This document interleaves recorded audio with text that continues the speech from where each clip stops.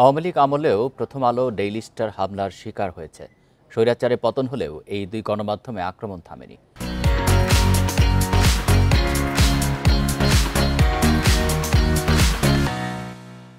রাজধানীর কারওয়ান বাজারে এক মানববন্ধনে এসব কথা বলেন বক্তারা। তাদের দাবি, যারা গণতন্ত্র চায় না তারাই গণমাধ্যম বিরোধী।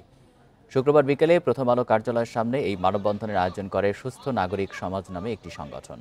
বক্তারা আরও বলেন, সচেতন মানুষ পত্রিকা দুটির পাশে না দাঁড়ালে অন্য গণমাধ্যমও আক্রান্ত হবে। মব জাস্টিসের পেছনে ইন্ধনকে অমানবিক কাজ বলে মন্তব্য করেন তারা। এছাড়া আন্দোলনের নামে এমন কর্মকাণ্ডে যারা যোগ দিচ্ছেন তাদের ভেবেচিন্তে পদক্ষেপ নেওয়ার আহ্বান জানানো হয়েছে।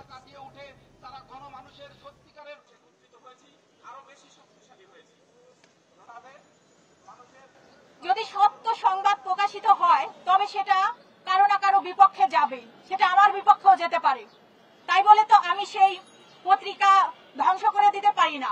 5ই আগস্ট যখন ঘটে আমরা তো ভেবেছি, আমরা বিশ্বাস করেছি যে আমাদের মত প্রকাশের স্বাধীনতাটা নিশ্চিত হয়েছে।